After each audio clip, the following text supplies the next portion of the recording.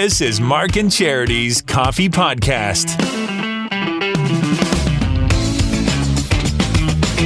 Mark and Charity Coffee Podcast. It's Wednesday, July the 6th. It is. We got a lot of stuff on the show this morning. We got a lot of stuff after the show this morning. We got a lot of stuff for the podcast tomorrow, for Friday. It's a busy week. It's a busy time of year. Somehow it's supposed to get quieter, wasn't it? Like calm down. Not for us. Do you think it's because it's been so quiet the last 2 years that all of a sudden it feels, and maybe it's just me, but it feels like, wow, we're running.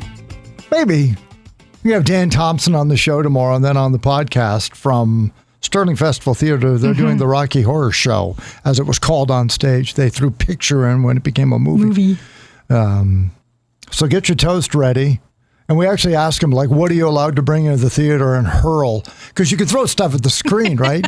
You're not when you knocking go to a anybody theater, over, right? Yeah, that was part of the cult following, right? They got right into it. You'd sing the songs. You had your props. There were certain points of the movie that you did different things.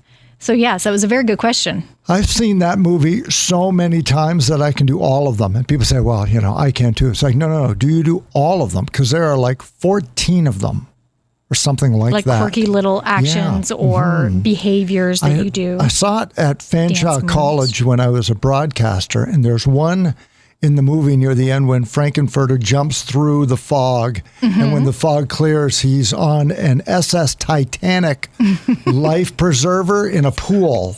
Like, it's just weird, right? Yeah, it is. But the fog dissipates, and it just does it on its own in the movie.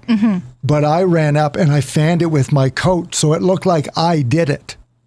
So you had to have gone to the movie enough to realize that that's another thing you're supposed to do. Go up and fan People it. are supposed to run up and help the fog go away, and I ended up doing it on my own. Well, good for you. You showed them. Never got the girl. Nobody thought that was cool. Well, as Dan, and to answer your question, as Dan said, they are handing props out. Yeah, they're going to actually sell stuff. So careful. Yeah. You can bring home and be very careful in the rain scene when people would bring water pistols. Yes. Not to hit the microphones. Yes, he makes that point. Could go a different way. Yeah, the show could go a very different way if you do that. So electricity could be a concern. Yeah. So but anyway, it sounds like it's going to be fabulous. And so we literally it was a great chat with him. We chatted with him a little bit to kind of prep it. And so I'm excited for that on the show tomorrow. And also hit our socials, because tomorrow on the show that we're going to talk about on the podcast, what's the one thing that's simple for virtually anybody else that anybody else can do that you can't? Just one thing. Like one little thing. I have something I'm going to share tomorrow. You have something you're going to share tomorrow. I did. And when you put me on the spot, I really couldn't think of it. But someone else has commented on our socials already. And I thought, yeah, that's something I've never been able to do. Yeah, and everybody seems to be able, it seems easy for everybody else. Exactly. Yeah. Like nobody would think twice that nobody can't do that. And yet some people can't do it. So we'll share some of those tomorrow. I'm looking forward to that. Coming up on this podcast, though, if you're a Toronto Maple Leaf fan, we're going to spend some time with that. An NHL survey went out of almost 8,000 fans on who are the worst fans. Which franchise has the worst fans? It does not fare well for Toronto. And apparently I'm looking at that wrong, because when we were done with how many times Toronto finished first in these horrible categories, we kept getting all the texts by saying, yay, we're number one. Yeah, they're embracing it. They are embracing it. But before we do that, get your bracelets, because Waterfront and Multicultural Festival weekend, always one of the top 100 festivals across the province that is always awarded, is this weekend in Belleville. Susan Walsh, the one we call Waterfront Festival, is coming, people. That's right. July the 7th to the 10th. Oh, my goodness. The bracelet sales are just flying off the shelf. For the Midway, there is a full Midway coming back this year. The bracelets are $28 cash at our location in the log cabin. That'll get you set off. Our main stage is fabulous this year. I searched high and low for the best of the best in tribute bands this year. We have Steve Michaels as Elvis. He is the best you will ever see. We have Trilogy doing the music of Foreigner, Journey, and Styx. We have a Chicago Transit. We have ABBA Revisited. We have Coast to Coast, a tribute to the Beach Boys and the Jersey Boys. We have Suzanne O. Davis, amazing. She's actually touring in Europe right now. She does a tribute to Carole King. Oh, wow. Plays the keys and sings. And she not only does Carol's tunes that were hits for Carol, but tunes that she wrote for all the other big groups in the 60s and 70s. So a lot of people underestimate Carol, but she's amazing. We also have a huge amount of multicultural entertainment, and of course our Parade of Nations on Friday night. There's children's activities every day. The marketplace is back, probably 30 to 40 vendors selling everything from soup to nuts. And of course the Multicultural Village with 9 countries being represented this year. That's right. And as Charity, of course, always wants to know, there's food, right? Yes, there is going to be food. With Waterfront, you have to have food. With Waterfront, you got to have food. You got to try them all. Exactly. I mean, the cultures represented this year are the Caribbean, India, Italy, Japan, Mexico, Poland, Portugal, Thailand, and Tibet. Oh, my goodness. And we also have beaver tails on hand and Burger Revolution. And Canada's there. Yeah. Come hungry. That's all I can say. The Chamber is working hard on behalf of the city to bring these smiles to faces, and it's time for us to get together and have some fun. Waterfront Festival does have its own website, BellevilleWaterfrontFestival.com. Susan Walsh from Belleville's Chamber of Commerce, thank you so much for joining us. And again, as Mark just said, thank you for doing this for the city. It's just amazing. And everybody will be smiling. Well, thank you so much to your stations. You're always so supportive, and that's what we need. We have to have support from the community. So now it's time for the people to come out and show their support for us putting it together and you for supporting it. And today is the last day, the final day to get those all-day ride bracelets. Right. Okay. So you want to get to the log cabin and get those today if you want to save some money when it comes to the Midway. Just as we heard, just one part of this festival. 9 different countries represented this year at the multicultural, at the food side of it. And then all the bands. You mentioned this morning that it used to be a little more adult. It's a drunk festival, fest. yeah. We're a podcast. Okay, it was a drunk fest. Yeah. I do remember that vaguely because, yes, I might have partaked in the early days. Well, and the thing is, it's funny you mention it that way because when I first moved here and I thought, well, this is really impressive. Like Colin James was here. I remember seeing the Tea Party, who were going to be here for Empire Rock Fest. Moist was there one year. Yeah, you'd get some pretty big names. A lot of big names were here, but all the stories was, what was the drunkest you ever were? Like it just was after a while. I was far from that, but I'm in you'd my have a beverage or family. two, and enjoy the show. But yeah, you're right. I would never have gone with a family. Yeah. There's no way I would have gone down there at night with a family. But of course, it has evolved, and thankfully so, because the cost, and you just be able to get in for $5. Well, how are you going to pay for those bands at $5? Exactly. With insurance, with security, with everything. Quite honestly, as you just said, it's free. Yes, you have to pay for your Midway. Yes, you have to pay for the food. But to go now and just wander around and enjoy, you can enjoy for free. So take the kids down and just have a nice, fun weekend. And I'd say that's so much better than what it used to be. Especially because Mark Rashad has filled that void with Empire Rock Fest the weekend after. If you're really dying for the bands and the music. Live rock music in Belleville. Well, it's just the next weekend. So you get to have that first. Best of both worlds. Have that after. Enjoy this weekend with the kids, and then next weekend go out with your friends. That's what's great about living in this area. Get many those, great get events. Don't eat a lot now because you're going to go on the rides. No, and you need room for those vendors. Oh, and then you got to head over and try a little bit of everything. What is deep fried this year? Oh, I have to look it up. There's always something new and really ridiculous. I've never gotten over the deep fried butter. I don't understand it. Deep fried Snickers bar, I like. Deep fried pickles. I kind of get that. Yep. Yes, and deep fried pickles. I love deep fried pickles. Yep.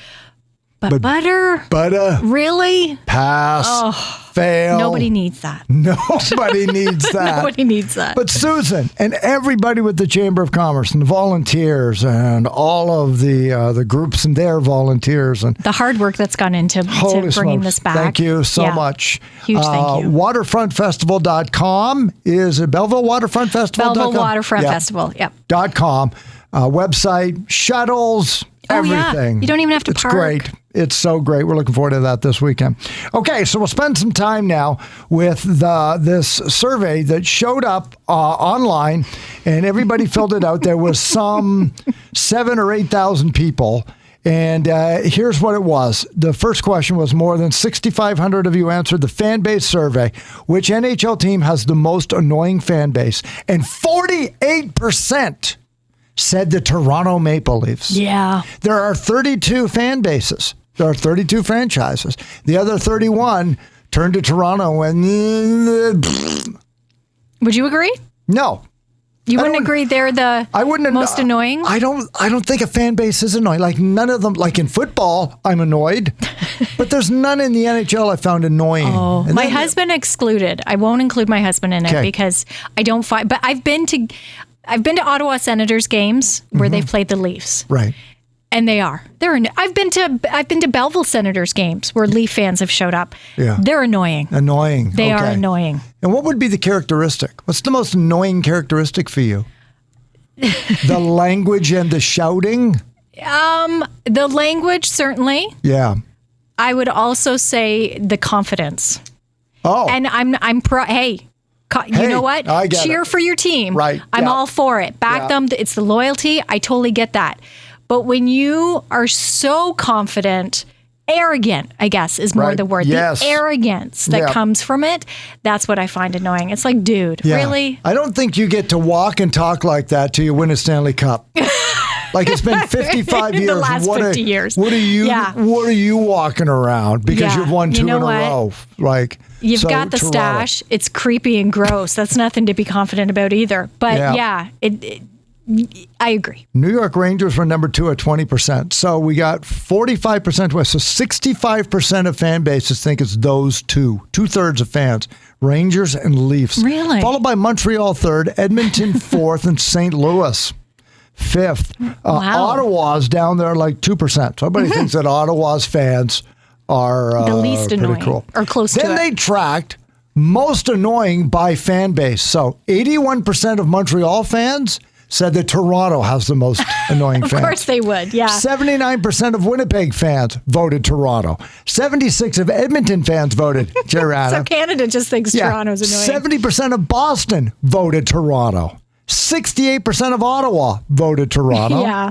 66% of Pittsburgh fans said the Rangers. So Pittsburgh doesn't like New York. And 66% of Vancouver voted Toronto. So everybody in Canada also hates Toronto. Which NHL fan base is the most delusional? Okay. Boom! Toronto. Wow. Way out in front, followed by Edmonton, and then again, the Rangers. The 3 most delusional fan bases. So come Labor Day, they've seen one practice on YouTube and said, we're winning the Cup. Well, yeah, the parade's already being planned, right? Yeah, they won 7-2 opening night. That's it. They bought the pylons, are ready to go. Where Toronto or Ottawa? Ottawa's middle of the pack on delusional. Which NHL fan base is most unhinged and prone to melting down over next to nothing? Mm-hmm. It's embarrassing how far Toronto is on this one. So far over at 50%. Half of all fans in the NHL believe that Toronto is unhinged, their fans, and prone to melt down over next to nothing. Rangers are second. Edmonton again is third. What else we got? Which NHL fan bases are most willing to describe their own fans as particularly annoying? Number 1 is Montreal. Okay, so they acknowledge. Montreal has a self-awareness. Okay, I can respect that then. Right. Followed by Philadelphia, Vegas. Really? Vegas? And they're not even annoying. You hadn't even mentioned Vegas. They're not even annoying, and yet, I think they're some annoying. of us can be. Okay. Yeah. Vancouver, then Toronto. Of course. Then Toronto's They would never think that they themselves are annoying or But delusional. Montreal, way out in front, believes that we recognize the fact that we've won a lot of Stanley Cups and we can be kind of cocky and arrogant, and maybe we should dial it back. Other teams like St. Louis and Nashville, no, we're not annoying at all. They Nashville's been pretty low. Like they're the lowest on the annoying scale. Yeah, exactly. So I'm okay with them not thinking that they're annoying because a lot of other people don't think they're annoying. You know what's great about that is if you want to go see your team play on the road, then where do you think you won't get, smack talk the most? I think I'll go to Nashville because they're not annoying. No. And it's great. It's great. You can just sit and enjoy the game. Yeah, great city. You can be okay. And which NHL fan base isn't as annoying as its reputation? And they got Toronto as number 1. So Toronto believes that their reputation is not earned. They are not that annoying. Okay. And far and away the number one on that, followed by Boston, which has an annoying reputation, but they say that is also unearned. And then Carolina. Yeah, who's annoyed with Carolina? Well, I will say I was surprised about Boston that it wasn't higher on that first list. Yes. Because I perceive them as being, much like Toronto, kind of full of themselves a little bit and a chip on their shoulder maybe. Yeah. And their fans. Because Boston's Boston. You know what I find so funny about the entire survey, though? Is that it? Yeah, okay, the Toronto's up in front, which is what makes the story so engaging. It not only because it's Toronto's local, it's the gap between 1 and 2. Like there's no doubt. Yeah, they're clearly number one. If I ask you, what is the most annoying fan base in Major League Baseball? What team would you pick? Because I would pick the New York Yankees. Yeah, not Toronto at all. But when you think of the Yankees, what do you think of? They win. Yeah. They've won the most World Series titles. Yeah. It's a cockiness. Yeah. It's a look at us. So who's the most annoying fan base in the National Football League? Patriots? Yeah. Yeah. And guess what? Because they've won. They win a lot. Yeah. And especially when Tom Brady was there. Right. And we're annoying. We're cocky. NBA. Wow. Lakers and Celtics. Why? Because they win a lot. LeBron. Why is Toronto the most annoying if they haven't won a Stanley Cup in ever? Yeah. So yeah, why isn't Pittsburgh? Why isn't it Tampa Bay? What do you have to be cocky about Toronto? That's what I looked at that and I said, what makes you so annoying must be stop it. Win a Stanley Cup, then you can walk around like. And I think that's what it's so annoying. It's the cockiness, and you have no reason to be cocky. Like that's what's annoying. You lose all the time. Yeah. You don't do well under pressure. You have these great players that just. They're not doing anything. They're clearly not bringing you home a cup. So what do you have to be cocky about? Shut up. And then when the season's over, next year you get screwed. But next year after the draft. It's a building year. This is the year. It's been a building year for 55 years.